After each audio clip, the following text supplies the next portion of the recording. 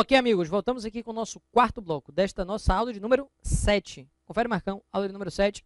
Vamos lá, primeira parte da evolução da responsabilidade civil, teoria da irresponsabilidade. No primeiro momento, o Estado aparecia como sujeito irresponsável. E aparecendo como sujeito irresponsável, você lembra daquela célebre frase, The King do Not Wrong, o rei nunca erra. E atrela esta frase a outra célebre frase pronunciada, declamada, proferida pelo Luís XIV na França, onde ele dizia, Marquinhos, l'état c'est moi, o Estado sou eu. E aí você faz uma junção, você faz um raciocínio lógico. Ora, se o Estado sou eu e eu que sou rei nunca erro, por analogia, o Estado nunca erra. E se o Estado nunca erra, ele não poderá ser chamado à responsabilidade. Então, meus amigos, neste caso, nesta situação, num primeiro momento, valia a teoria da irresponsabilidade do Estado. O Estado não poderia ser chamado como sujeito responsável, porque de fato assim ele não aparecia. E tudo isso perdurou até quando, professor? Na tela, vem comigo. Tudo isso perdurou até o Código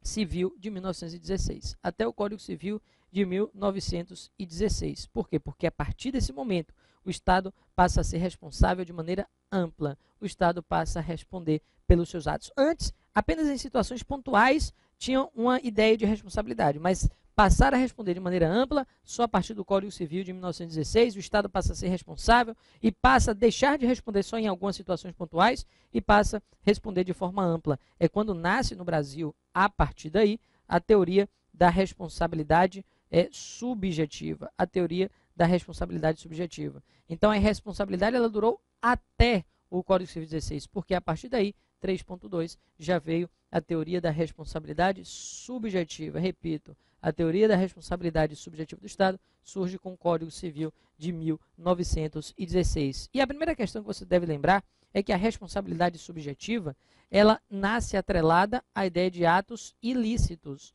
Atos ilícitos, condutas ilícitas.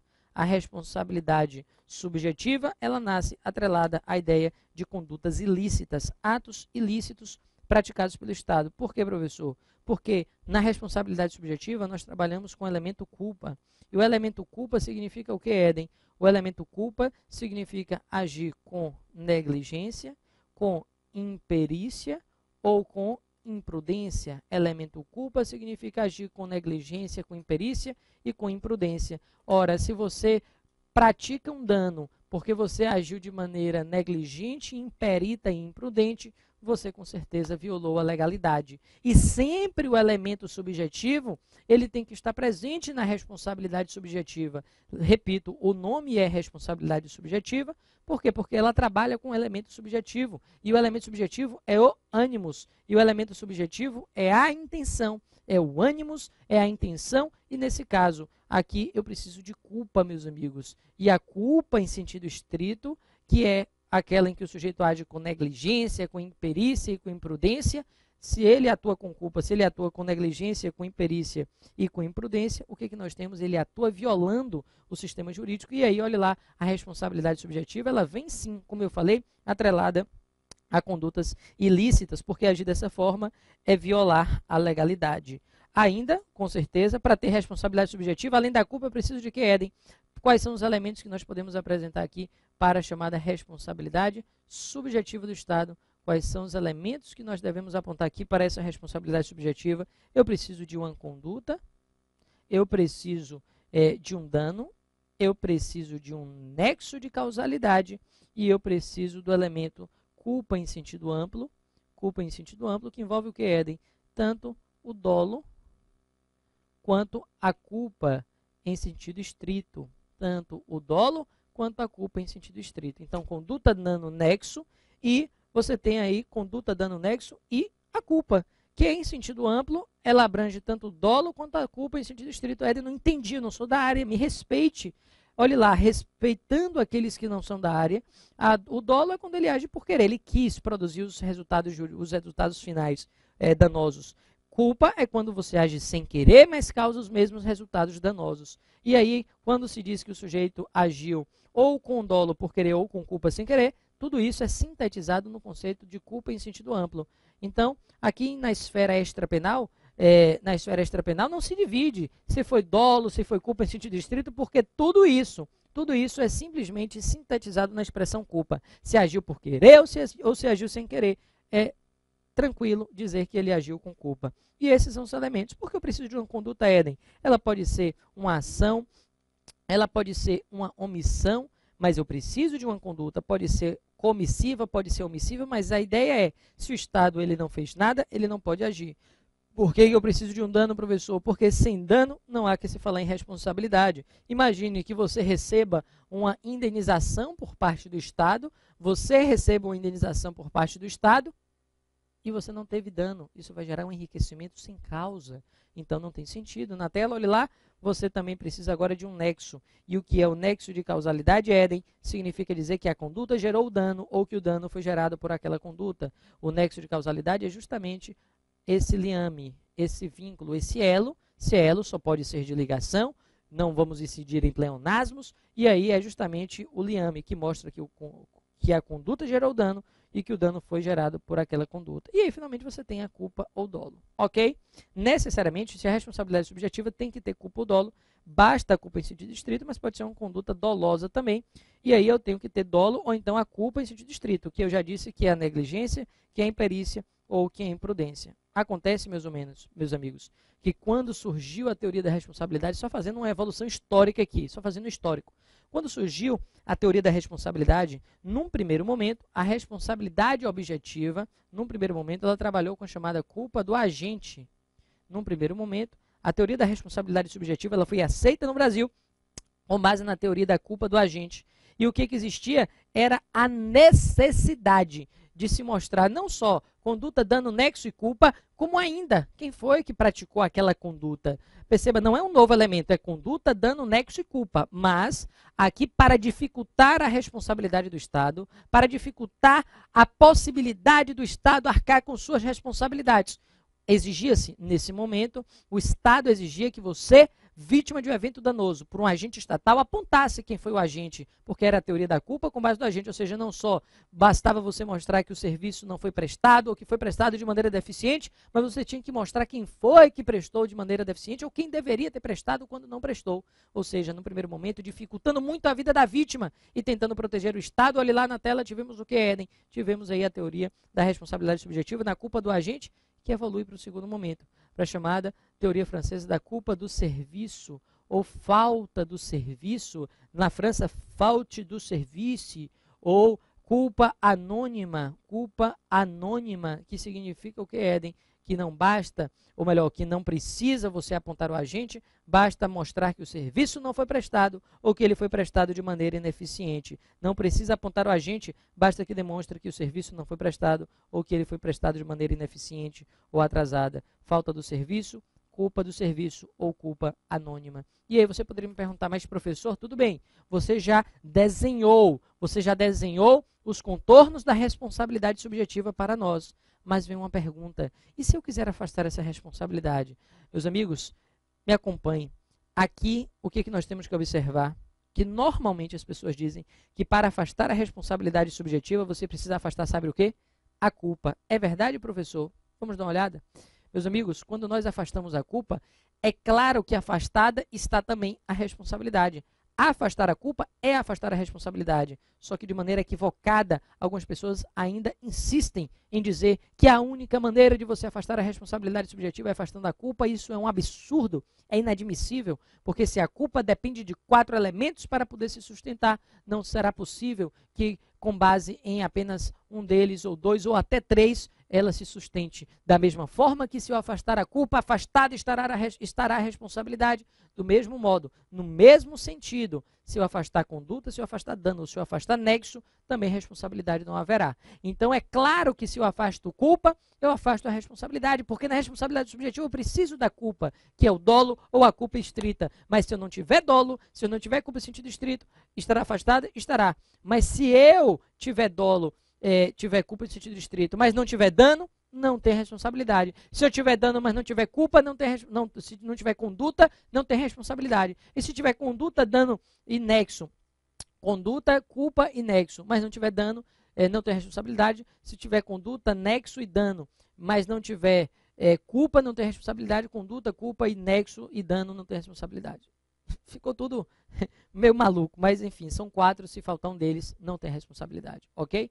Conduta, dano, nexo e culpa. Se tem conduta, dano e nexo e não tem culpa, não tem responsabilidade. Se tem conduta, nexo e culpa, mas não tem dano, não tem responsabilidade. Se tem dano, nexo e culpa, mas não tem conduta, não tem responsabilidade. Se tem conduta, dano e culpa, mas não tem nexo, não tem responsabilidade. Assim fica mais fácil. Na tela, vem comigo, olha lá. Portanto, afastando qualquer dos elementos, afastado estará a responsabilidade. E tudo isso no Brasil prevalece de 16 até quando, Éden?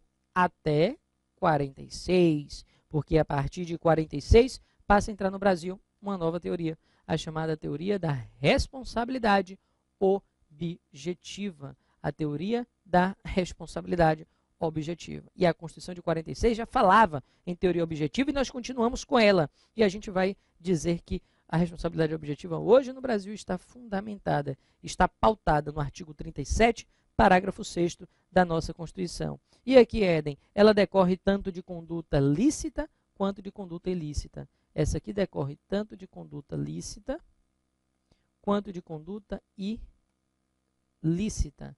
Essa responsabilidade, ela decorre tanto de conduta lícita quanto de conduta ilícita. E para demonstrar a responsabilidade, quais são os elementos, Éden, que você tem que demonstrar? Ora, diferentemente da subjetiva, que é só com base em conduta ilícita, essa admite conduta lícita. Lembra da construção do presídio? Eu perguntei para meu amigo Marquinhos do Leleque se a construção do presídio era conduta legal e ilegal, e ele respondeu, é uma conduta o quê? Legal. Com o L de Léo Santana do Parangolé, ele me disse, essa conduta é lícita, meu caro. Essa conduta é lícita. E, portanto, ela pode ensejar responsabilidade mesmo assim. E aí, meus amigos, o que eu preciso para ter uma responsabilidade do tipo objetiva? Venha comigo, close na tela, olha lá. Aqui eu preciso de conduta. Aqui eu preciso de nexo. Aqui eu preciso de dano. Eu preciso de conduta, eu preciso de nexo, eu preciso de dano, mas não há que se falar em dolo ou culpa, porque o dolo ou culpa é o elemento subjetivo, e o elemento subjetivo ele não vai estar presente na responsabilidade objetiva, ele vai estar na sub. Na objetiva, é óbvio que ele não vai estar presente. Assim, se eu preciso dos 3 elementos, eu lhe pergunto, para excluir a responsabilidade, o que é preciso, meus amigos? Para excluir essa responsabilidade, o que eu preciso? Aí você fala, ora, mas a responsabilidade objetiva no Brasil, ela admite ou não admite excludente de responsabilidade? Primeiro, pensando na excludente de responsabilidade.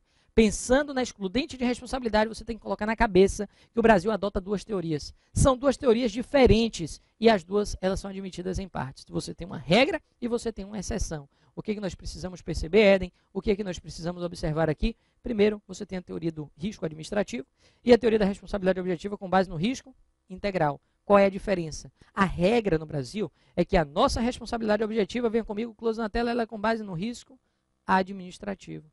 Ela é com base no risco administrativo, que é aquele que admite excludente de responsabilidade. A nossa teoria da responsabilidade objetiva ela está calcada, ela está fundamentada, ela está baseada na teoria do risco administrativo, e o risco administrativo é aquele que admite excludente de responsabilidade. Meus amigos, e se essa teoria admite excludente, como é que eu excluo essa responsabilidade? Daqui a pouco eu falo. Eu só quero dizer na tela que o risco administrativo ele é a regra.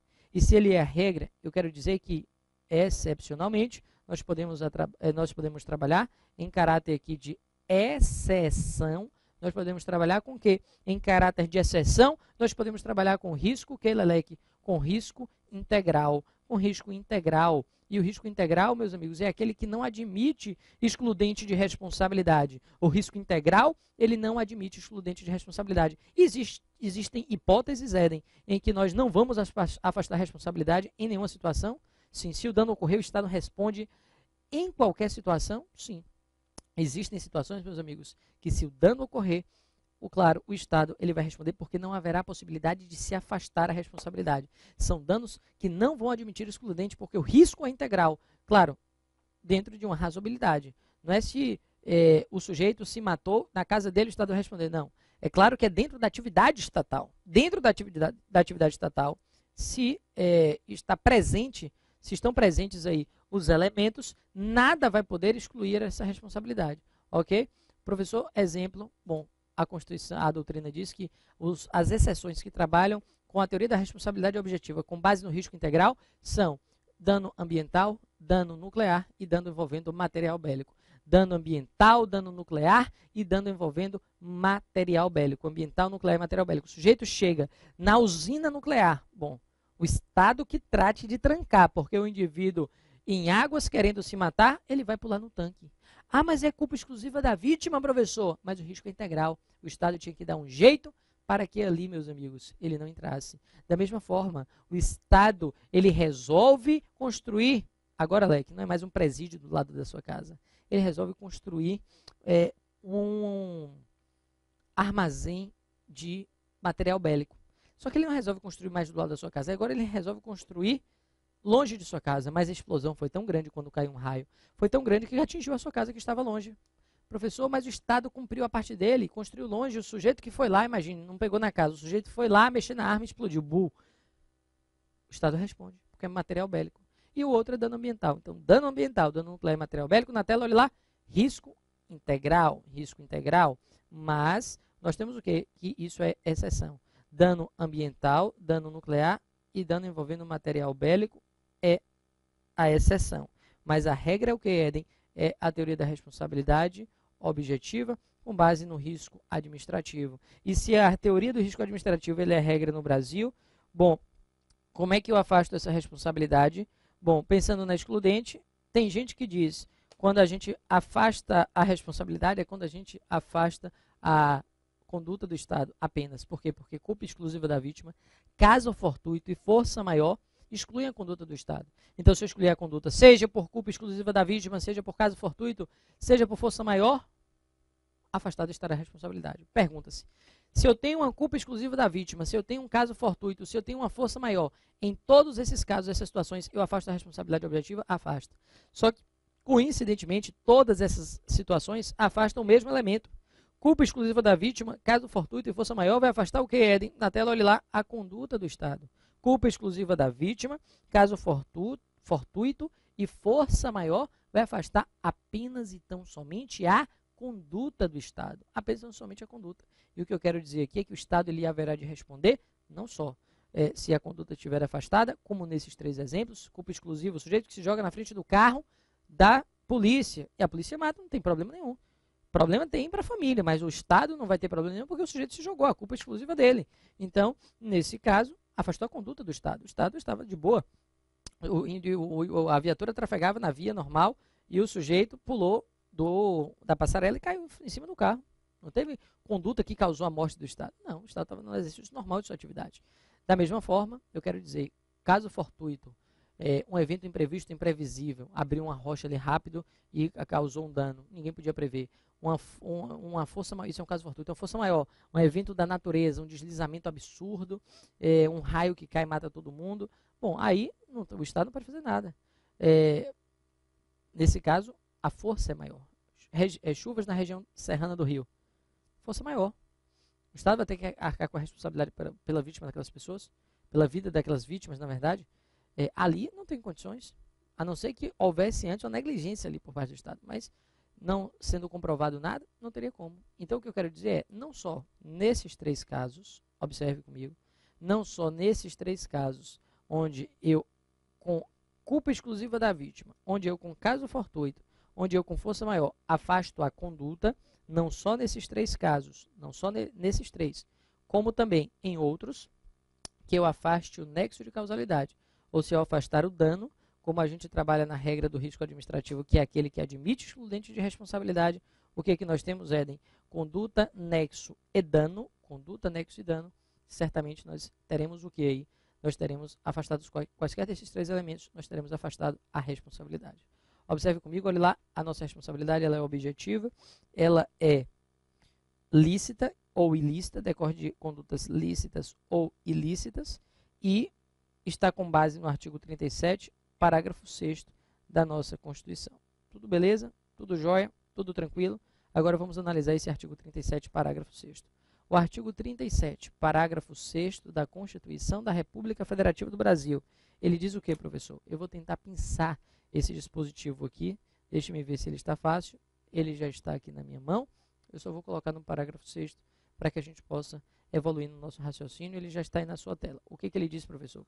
Ele diz o seguinte, que as pessoas jurídicas de direito público e as pessoas jurídicas de direito privado que sejam prestadoras de serviços públicos, elas responderão pelos danos que os seus agentes nessa qualidade causarem a terceiros, assegurado o direito de regresso contra o responsável nos casos de dolo ou culpa. Vamos por partes. Ela diz o que, Éden? Que as pessoas jurídicas de direito público e as pessoas jurídicas de direito privado, que sejam prestadoras de serviços públicos, pessoas jurídicas de direito público e pessoas de direito privado, que sejam prestadoras de serviços públicos, responderão pelos danos que os seus agentes, nesta qualidade, causarem a terceiros, assegurando-se, claro, o direito de regresso contra o responsável nos casos de dolo ou culpa. Primeira pergunta que salta aos nossos olhos na tela: essa é uma responsabilidade contratual ou é uma responsabilidade extracontratual? Bom, de cara, essa é uma responsabilidade extracontratual. Primeira pergunta, extracontratual. Por quê, professor? Por um motivo simples.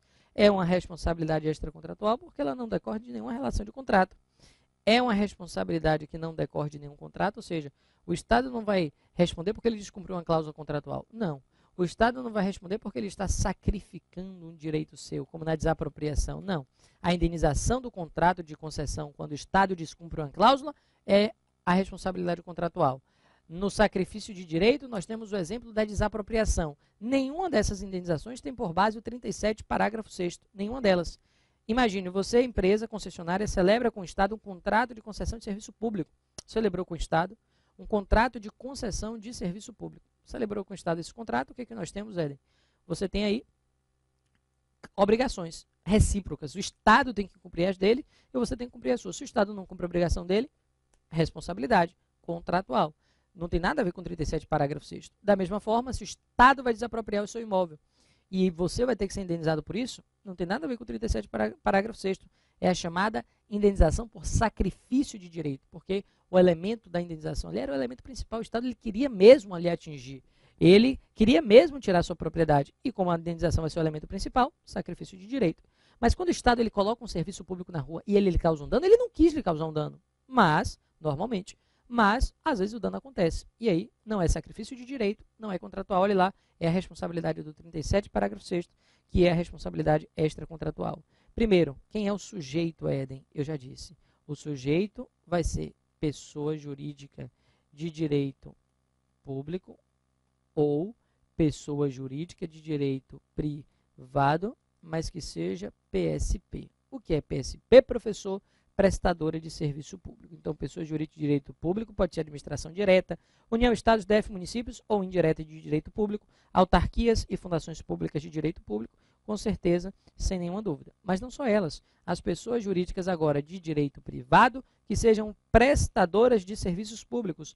Pessoas jurídicas de direito privado que sejam prestadoras de serviços públicos, com certeza, meus amigos, neste caso, você vai ter que essa pessoa vai responder. Foi o exemplo da concessionária. Eu acabei de dar serviços públicos, você vê como tudo em direito administrativo está conectado. Eu acabei de falar sobre serviços públicos, e falei que se a concessionária ela causa um dano, ela vai ter que indenizar. Mas ela é uma pessoa jurídica de direito privado e ela vai ter que indenizar, Éden? Vai, porque ela é uma pessoa jurídica de direito privado que é prestadora de serviço público. Ela é uma pessoa jurídica de direito privado que é prestadora de serviço público.